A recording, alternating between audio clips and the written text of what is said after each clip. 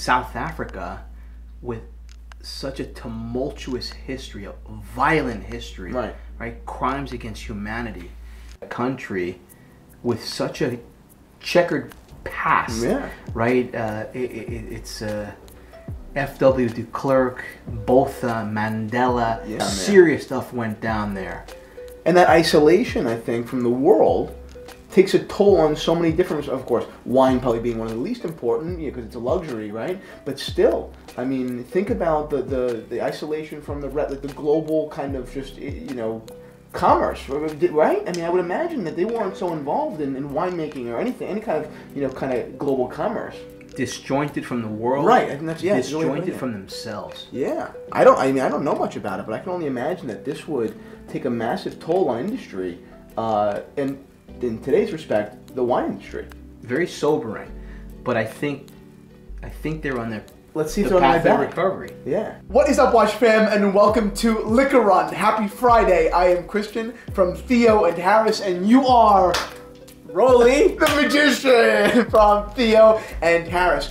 For those of you who are not familiar with this series, Monday through Thursday, Theo and Harris talks watches, and all the weekend through Instagram at Theo and Harris. But on Friday, we sit down with a bottle of wine, a great value bottle of wine, right? Yes. With my dad, who's a big wine geek, and we just talk about it. We drink and we see if this wine packs more punch than it costs. Yeah. Right? So what are we drinking today? We're going to South Africa. Cool. I'm excited. Have you had a South African wine recently or no? Not in many years. Okay, wow. So this is kind of going off the beaten path for you. Yeah. Cool. We're going to drink. What's it called? It's called Muy Plas. Wow. Lang Tafel. Wow. Sounds almost German. Yeah, Lang Tafel red. So this is a simple red wine. Maybe it was just your accent that sounds German. I don't know if this has anything to do with it. But should be Dutch. Yeah. But cool. I'm excited. Let's see wristwatch check before we get into the episode. What are you wearing?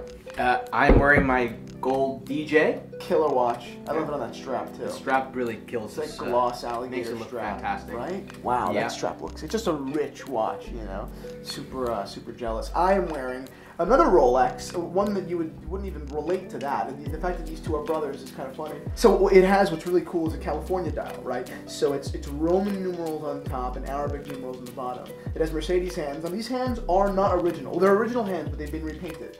But what I think is amazing is, what was kind of intelligent, is many times repainted hands are green or ugly colors. They repainted these hands really a matching custard. So I have no fundamental problem with repainting. I mean, the price reflects, but as long as it looks good to me, we're in good shape.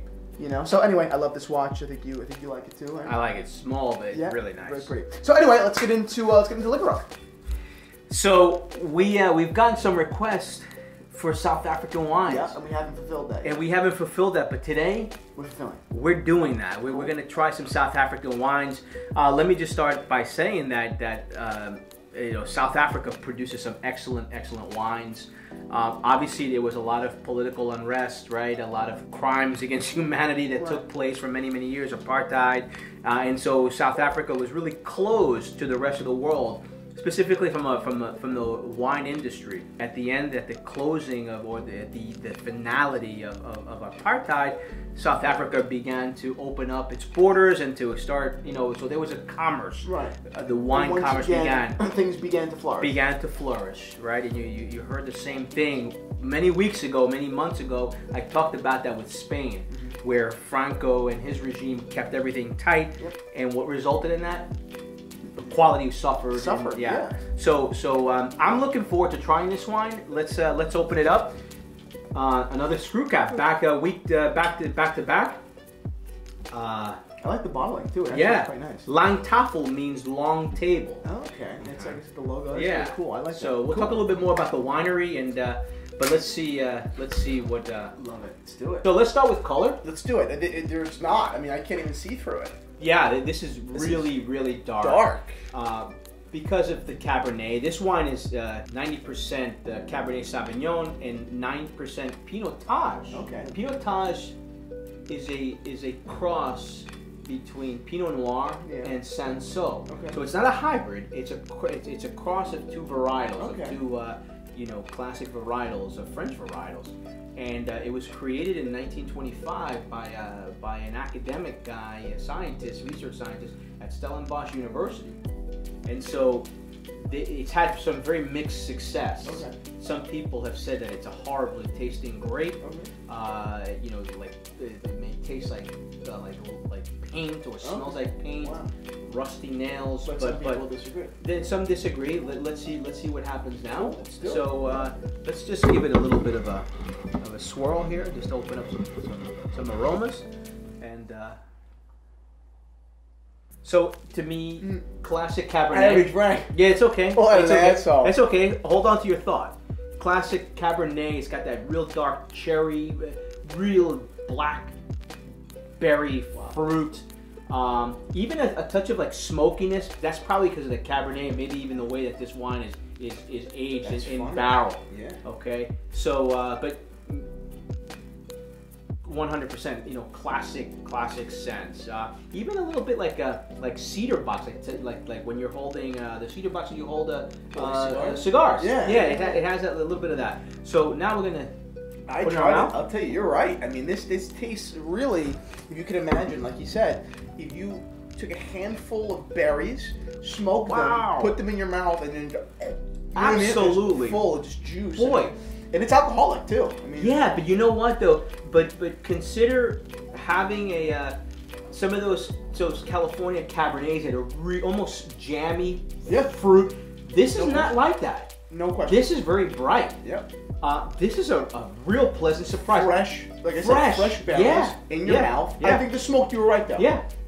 Boom. Yeah, there's smokiness here. I feel like I seriously. Yeah. When you said, I drank it when you were smelling, and you described it the same way that it tasted. I like it. Really good. Yeah. I tell you. Wow, it has a real interesting palate. It does have grip too. It's got grip. It's got some acidity to it. Yeah. Which sometimes at a price point like this, you will find some of these New World wines could be flabby, you know, very very jammy is how I like to consider them. I don't necessarily get that. They have almost they almost err on the sweet side. I want to say mouchada. Yeah, mouchada. For those of you anyone who's Italian, 86th Street and 13th Avenue, you would it's like mouchada. You know what I mean? The rest of you have no idea what we're talking about. I'm digging this wine. Yeah, this is interesting. I think you're absolutely right. If you guys do, in fact, go try this with a table flop and whatever it's called. I think that you will find that what the distinction my dad just made with the difference between jam and berries is really there. Not necessarily that I know that he doesn't like the jammy wines, but not that jam is bad. It's not bad. But the taste is much more crisp, fresh. I get a lot of alcohol in the back of my throat. Yeah. Are you getting the alcohol? Probably not as much as you. I am definitely getting it, but only because such bright fruit up front. Possible. I may be misreading. Yeah. I actually like it. I mean, and the wine is unlike perfectly cellared right now. Okay. This is unlike what we usually drink. I mean, this is not something that we usually keep at our house. But this is tasty. You know. I would actually. I would have this wine here at the house. Yeah. No, but it's just not what we typically have. We don't. It's a fun surprise to have something like this. What would you eat it with? Cheeses would be quite nice. You know? But not soft cheeses. I would definitely do you know what? If you want to go back to the Italian thing or even the Spanish thing, I would do like a Parmigiano Reggiano, something that's been aged as hard, maybe even an aged Manchego or an aged Gouda. Okay, I think would be really cool. Really tasty, yeah. Because they've got more complex flavors. There's a lot more funk going on, and totally. And I think this wine would do well. And how much was it? I think this wine was no more than like $9. Really? Yeah. No, I wouldn't have expected that. That's pretty cool. Wow. Yeah. So $9-10. Yeah, $9-10 for a wine that really is, if nothing else, even if you don't like it, if nothing else, very different. I'm just not exposed to this kind of stuff typically, so I'm really enjoying having the opportunity to drink it. You know what I'm trying to say? Yeah, absolutely. No, I think this is a solid effort. Yeah. I would also pair this with beautifully grilled wildebeest. It would be awesome. Get that frig out of here. So, South Africa, where is it in the wine world? I mean, does it have street cred, or is it, It does. It's a great question. South Africa definitely has a lot of street cred. Okay. Yeah. Ernie Els, he's a South African golfer. No. And that guy has made a fortune selling wines from South Africa. And so there is a lot of investment in wine. And by the way, I didn't even talk about the estate itself, this Muy Plas estate, this sits in like a nature reserve. Wow. So not only do they have the winery, but they also have this massive nature reserve. They're very really committed to like sustainable winemaking, biodynamic winemaking, and they're very committed to preserving the environment. Yeah. So it's a lovely story. They've been doing this since like the '60s. And it's been passed down for another generation. That's really cool. Yeah, it is. It is. I read a little bit about them online, and I was impressed with their commitment to winemaking, to the heritage of wine in South Africa, actually, and building a new legacy. Wow. Yeah. So there are a lot of great wines from South Africa. This is a very modest example. There's some wonderful wines. There are a lot of them, and some of them are pricey. I think they're justified. They are. They're worth the money. Cool. This is awesome. Yeah. All right, Watch fam. Thank you so much for watching. This wine is really different. I think it's delicious. I think that you're either going to be one way or the other one about it, because it's different. This will be polarizing. Yeah, this will be polarizing wine, but it was very good. In my opinion, $9, $10. You really can't beat it. Right? Take a shot. If you want to try something offbeat, not crazy, but offbeat, this is a pretty cool wine. Thank you guys so much for watching. Have a happy Friday, a wonderful weekend, and do not forget to check out the watches in the watch shop at theoandharris.com on Tuesday morning. Cheers. Cheers.